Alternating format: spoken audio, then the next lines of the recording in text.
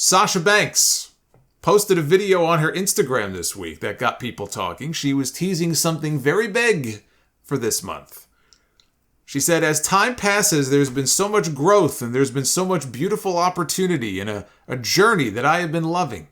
But as the time also goes on, the date is coming that I have been waiting for the past 6 months, and I cannot wait. But I'm really going to make the most of this November to make all my dreams happen in preparation for this date that I have been waiting for. I'm very excited, and I hope you guys come along for the journey, which I know a lot of you have been with me for so long, so thank you. But I just want to let you know there's going to be something so fucking crazy coming. And then the video cuts off. My first thought when I heard her talk about this was, this is being built up as something far bigger than pro wrestling. And yeah, I know she did The Mandalorian, and more recently she's been doing runway fashion shows, and she got a whole spread to herself in Vogue. You know, she's been doing big things. Sasha Banks could be doing big things far beyond the realm of pro wrestling and be very successful with it. I have no doubt.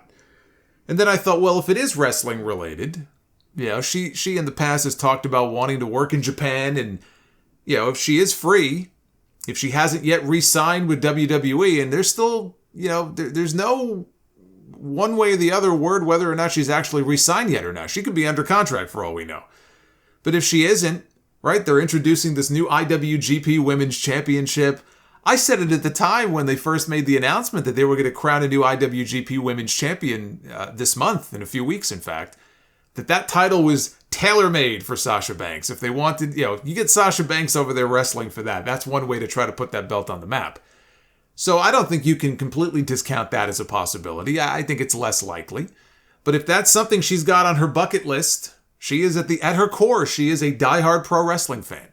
If that's something that she wants to cross off her bucket list, it's certainly a possibility. But then I'm watching Crown Jewel yesterday, and I see everybody on social media as well, talking about how in the opening signature of the show, there's Sasha Banks and Naomi, who were not in the opening signature even earlier in the week, but now they are. They have been reinserted into the opening of the WWE programs. You see that, couple that with the fact that Survivor Series and War Games is coming to Boston in just a few weeks. And I think it paints a picture of Sasha Banks' return being imminent. And you know, if they put Damage Control in War Games with, let's say, Nikki Cross and maybe Candice LeRae on their side, because I still think Candice is going to end up with them. I feel like the whole attack on Candice a few weeks ago, which we never actually saw on camera, I still feel like we're going to end up finding out that there was no attack and, you know, she's with them. But imagine that.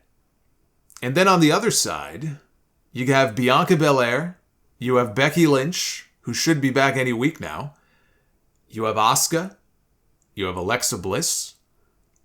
Now who's the fifth woman? How about Sasha Banks showing up as a surprise and joining with them on the babyface side? Because I don't think her and Naomi necessarily need to be together if they both come back to the company. I actually think if you keep Sasha and Naomi together and you put them right back in the women's tag team division, that's a complete fucking waste of Sasha Banks. And Naomi, for that matter. But especially Sasha Banks. I don't want to see Sasha Banks come back and go back to doing the exact same thing she was doing before. They put her and Naomi together as a team. It wasn't something they pitched. It wasn't something they asked for. It was something the company did, and they went with it, and they made the most of it. It's not something where Sasha Banks should be toiling away in a tag team and be right back in the same spot, with no division, by the way. So she'd be right in the same boat that she was in 6 months ago. Where's the growth in that? There's no growth in that. If she comes back, she should not be tied down to a tag team. And what a moment that would be, right? In Boston, for her to show up and be part of this first ever main roster women's War Games match. That would be a hell of a team, by the way. Bianca, Becky, Sasha, Asuka, and Alexa, all on the same team. Or, since I always love Sasha as a heel, even better, maybe you introduce her as a babyface and she's the big surprise partner and gets the big pop, right? She's going to get all that love from the crowd in Boston. Only later on in the War Games match to actually turn on her team and help Bayley and Damage Control get the win. And then she can side with Bayley. That may be the one thing that gets me interested in Damage Control. You add Sasha Banks to the group. Last week, I opened episode 780 with breaking news on Shinsuke Nakamura being announced as the Great Muta's opponent on the Pro Wrestling Noah New Year's Day show. I have some more information on how it all came together. Tokyo Sports says that negotiations went on for months to try to make the match happen. It was something that Nakamura personally lobbied for because of how big of a deal he thought it would be to be part of the very last singles match of the Great Muta, to be his final singles opponent. Muta is wrestling his last match as the Great Muta character at the end of January, but it's going to be a tag team match. He's going to be tagging with Sting. And then his last match ever will be at the Tokyo Dome in February, but it's not going to be as the Great Muta, it'll be as Keiji Muto.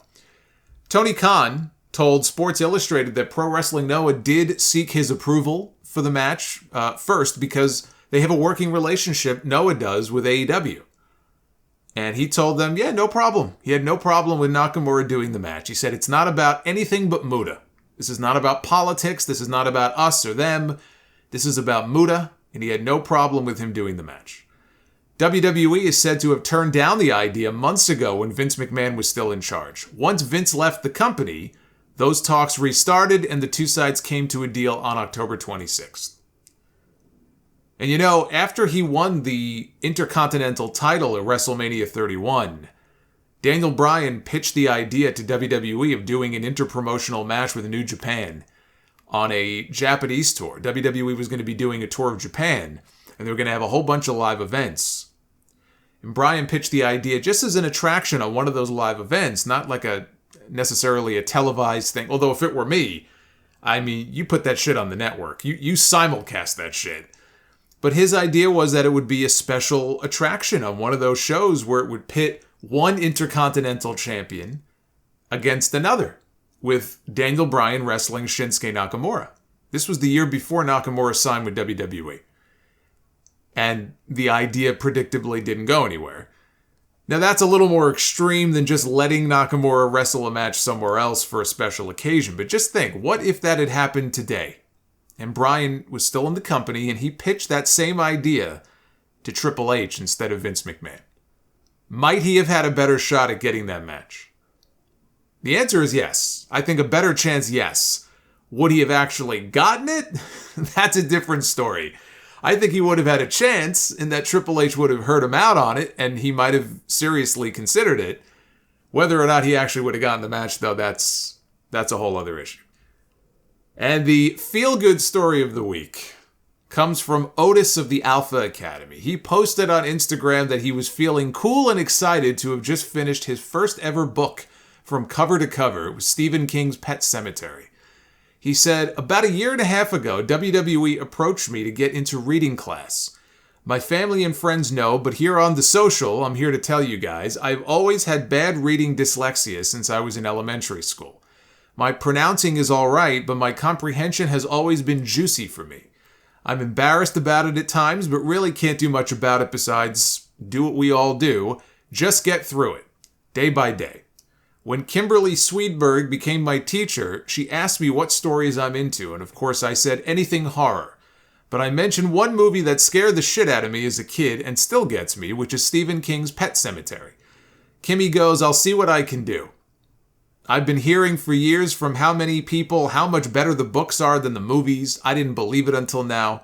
The two characters that scared me in the story were Timmy Baterman and Zelda. After reading this book, they seem 10 times more evil and scary. Good Lord. The story itself had like 5 things that go into great detail that the awesome movie didn't have that made you love and invest in the characters even more. To me, this story was always so damn terrifying, depressing, and emotional. Pulls at your heartstrings and makes you go, what the hell? Thank you, WWE. Thank you, Kimmy, for being the best instructor and teacher, especially your patience with me. On to the next one. The Shining. For someone who's never read a book before, he's jumping right into the deep end of the pool with these Stephen King books. He's also not wrong when he says that Pet Sematary scared the shit out of me as a kid. But I love this story. I think it's very cool for him to share that publicly, especially the way the vultures can be on social media. I thought that was very cool.